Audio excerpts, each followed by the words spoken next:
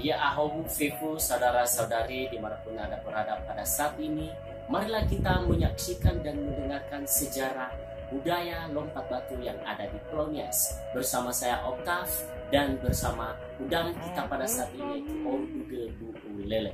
Ya Ahobu Bangada, apa yang dimaksud dengan tradisi lompat batu yang ada di Pulau Nias? Salah satu tradisi yang berasal dari Pulau Nias, Sumatera Utara. Tradisi ini biasanya dilakukan para pemuda dengan cara melompati tumpukan batu yang setinggi 2 meter dan ketebalannya 40 cm. Yang kedua, sejarah tradisi lompat batu itu dimulai dari mana ya saudara Orduge? Tradisi lompat batu ini sudah dilakukan sejak dahulu kala. Menurut sejarahnya, tradisi lompat batu ini muncul karena kebiasaan masyarakat orang suku yang ada di Pulau Nias.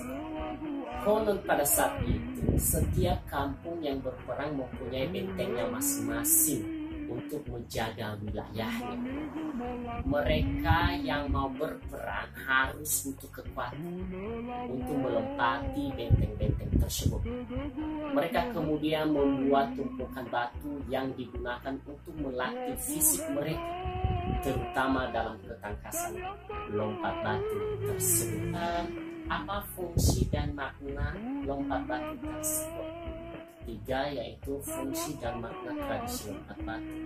Seperti yang dijelaskan sebelumnya, tradisi lompat batu ini difungsikan sebagai media para pemuda untuk menunjukkan bahwa mereka sudah dewasa secara fisik. Selain tradisi ini juga bisa menjadi media untuk menguji ketangkasan dan kejantanan para pemuda. Bagi masyarakat di sana, tradisi ini dimaknai sebagai proses pendewasaan para lelaki untuk membentuk karakter yang kuat dan tangkas dalam jalan kehidupan. Oke, pertanyaan yang terakhir, apa saja nilai-nilai yang terkandung dalam tradisi lompat batu tersebut? Ya, kami persilakan kepada saudara kami Orduge. Nilai-nilai yang terkandung dalam lompat batu tersebut yaitu nilai kehidupan dan nilai budaya dan nilai kebersamaan. Nilai kehidupan bagi masyarakat di sana dijadikan lompat batu ini sebagai media untuk menentukan kedewasaan seseorang.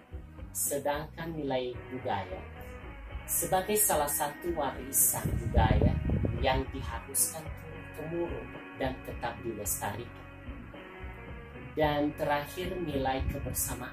Nilai kebersamaan dilihat dari antusiasme masyarakat ketika dilaksanakan lompat batu, seakan menjadi media untuk berkumpul bersama dan mendukung untuk menyaksikan peserta pelompat